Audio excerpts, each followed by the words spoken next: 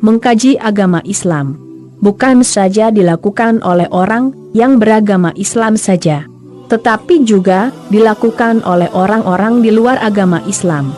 Salah satu mukjizat terbesar agama Islam adalah Al-Quran. Al-Quran merupakan kitab suci agama Islam yang terjaga keasliannya. Dari awal diturunkan Allah melalui malaikat Jibril kepada Nabi Muhammad SAW, dan juga terjaga keasliannya sampai hari kiamat kelak. Di dalam Al-Quran berisi petunjuk ilahi, kisah-kisah umat terdahulu maupun umat yang akan datang, serta berbagai ilmu pengetahuan yang semuanya ada di dalam Al-Quran. Sebelum adanya riset maupun penelitian dari kemajuan teknologi meneliti ilmu pengetahuan tersebut, Al-Quran sudah menuliskannya sejak ribuan tahun yang lalu. Hal inilah yang membuat para ilmuwan mengakui kebenaran dari kitab suci Al-Quran dan membuat mereka tersentuh, sehingga banyak dari mereka yang masuk Islam. Sebagaimana terdapat di dalam Al-Quran, yaitu surat Al-A'raf ayat 52, Allah berfirman, "Dan sesungguhnya kami telah mendatangkan sebuah kitab Al-Quran kepada mereka, yang kami telah menjelaskannya atas dasar pengetahuan kami, dan menjadi petunjuk dan rahmat bagi orang-orang yang beriman."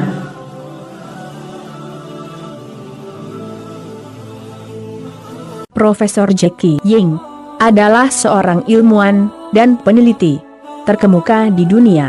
Ia terlahir bukan sebagai Muslim. Ia dilahirkan pada tahun 1966 di Taipei, Taiwan. Ia adalah seorang ilmuwan yang berasal dari Singapura. Ia pun mendapatkan hak keistimewaan dengan memiliki dual citizenship, yaitu Amerika dan Singapura, atas berbagai pencapaiannya selama ini di bidang riset maupun penelitian. Ia telah menghasilkan setidaknya 340 jurnal penelitian yang telah dipublikasikan, dan juga ia telah berhasil menghasilkan sebanyak 150 hak paten untuk berbagai penelitiannya selama ini, sehingga menjadikannya sebagai salah satu ilmuwan termuda terkemuka di dunia yang lahir di zaman modern ini. Dan berbagai penemuannya tersebut sangat bermanfaat serta dibutuhkan bagi masyarakat dunia, terutama di berbagai penemuan mutakhir di bidang nanoteknologi. Sewaktu kecil, ia pernah menimba ilmu di Raffles Girls' School yang berada di Singapura. Lalu, pada tahun 1973, di saat ia baru berusia 15 tahun, ia bersama keluarganya pindah ke New York, Amerika Serikat, dan menjalani hidupnya di sana. Selanjutnya, ia pun melanjutkan studinya di Universitas Cooper Union, dan pada tahun 1987, ia pun berhasil menyelesaikan pendidikannya di universitas tersebut, dan berhasil meraih gelar cum laude untuk S1-nya, dengan titel Bachelor Engineering. Kemudian, ia melanjutkan pendidikan S2-nya di Princeton University, dan berhasil meraih gelar master pada tahun 1988, dan pada tahun 1991, ia pun kembali berhasil meraih gelar PhD, dan kedua titel tersebut sama-sama diraihnya dalam bidang chemical engineering atau rekayasa kimia.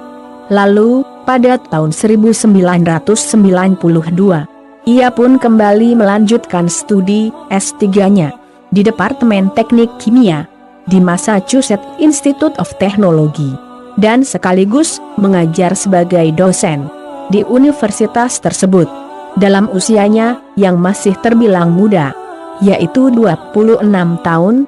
Dalam kurun waktu hanya 10 tahun, pada tahun 2001, ia pun berhasil diangkat menjadi profesor penuh dalam usianya yang baru 35 tahun, sehingga menjadikannya sebagai salah satu profesor termuda yang pernah ada, dan awal perkenalannya dengan Islam. diawali melalui teman baiknya. Saat masih sama-sama belajar di Raffles Girls School, barulah pada usia 30 tahun, ia mulai membaca dan mengkaji agama Islam secara lebih mendalam. Dan akhirnya, pada tahun 2001, ia pun memutuskan untuk menjadi seorang Muslim. Ia pun mengatakan bahwa agama Islam merupakan agama yang sederhana dan masuk akal. Setelah menjadi seorang Muslim, ia pun akhirnya melaksanakan ibadah umroh. Sepulangnya ia dari umroh, ia pun mulai mengenakan jilbab, dan berbagai prestasinya antara lain, ia berhasil meraih penghargaan American Ceramic Society Rose Party Award untuk kontribusinya yang paling berharga terhadap literatur teknis keramik pada tahun 1993. Lalu, ia kembali meraih penghargaan dalam ajang National Science Foundation, hingga ia pun terpilih sebagai salah satu dari 500 Muslim paling berpengaruh di dunia sejak tahun 2012 hingga saat ini. Tamu bicara malam ini seorang saintis dan jurutera Muslim yang boleh dianggap sebagai antara yang terbaik di dunia sekarang ini, yaitu Profesor Jackie Ying. Prof. Jackie Ying seorang saintis bertaraf bintang di peringkat global. Sejak 2012, beliau juga selama 5 tahun berturut-turut termasuk dalam senarai 500 Muslim paling berpengaruh di dunia. Profesor Jackie Ying, selamat datang ke rancangan Bicara. Thank you. Baik, pertama sekali ya, siapa dia genius yang bernama Jackie Ying ini ya? Apa jawapan ringkas anda?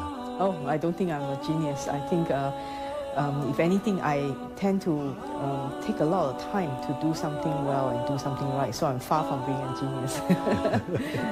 Baik, IBN di bawah kepimpinan anda ya sudah membuat sumbangan begitu besar sekali untuk Singapura dan juga untuk negara di luar Singapura. IBN sudah menghasilkan lebih 1,000 penerbitan di majalah-majalah yang terkemuka dan lebih 500 paten dan aplikasi ya, mewujudkan 9 syarikat sampingan dan juga sekitar 90 teknologi berlesen ya. Jelaskan kepada kami semua ini apa pengertiannya untuk Singapura. What we really hope that we can do is through research make a technological impact. And a lot of the technologies that we have developed, we have more than 400 primary patents. We hope that they will be utilized. So we have actually worked very hard to try to commercialize more than 80 of them. So this, I think, will make an impact both clinically and also in other aspects, different industrial sectors. Many of the technologies that we develop are aimed at improving healthcare, for example, early detection of diseases, as well as better treatment for diseases. Baik, Profesor Ying, kejayaan anda ya dianugerahkan hadiah Mustafa ya, menjadi satu dorongan besar kepada imej masyarakat Muslim di Singapura ya, bahawa kita ada orang seperti anda, seperti Profesor Ying. Tetapi memandang di sekeliling Singapura ya, nampaknya anda seorang saja saintis Muslim di Singapura yang kita perasan yang benar-benar sudah sampai kata orangnya.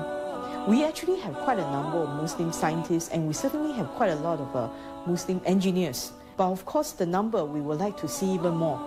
This will be very important. A lot of young people are now in research locally, and some of them are certainly Malays and Muslims. And our job is actually to make sure that the opportunity is open to everybody. So we have a youth research program, which my colleague Norina Abu Bakar has started in our institute in the youth research program that allow us to basically draw a lot of students. For example, over 93,000 students have visited our institute through open houses, workshop, etc. And some of these students then will apply to our institute to do research attachment. Apa pemerhatian anda ya, Prof. Ying? Apa sebabnya yang menyebabkan kurangnya orang Melayu Islam bergiat dalam sains dan kajian seperti dalam ISTA, seperti dalam IBN? I would say that in IBN, we have quite a number of young Muslim and Malay staff, and they came actually mostly by our youth research program. So over the years, we have about 2,300 students joining us for the youth research program, and some of them also have subsequently joined us as staff.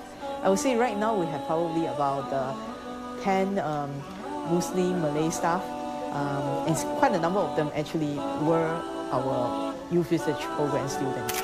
So the youth research program has reached out, I would say, very successfully to young people from all races in Singapore to get them excited about doing research. Every year we have more than 600 students apply, and of that we take in about 200 students. So each of our staff basically on an average mentor 2 students and guide them do research for a period at least 1 month on a full-time basis.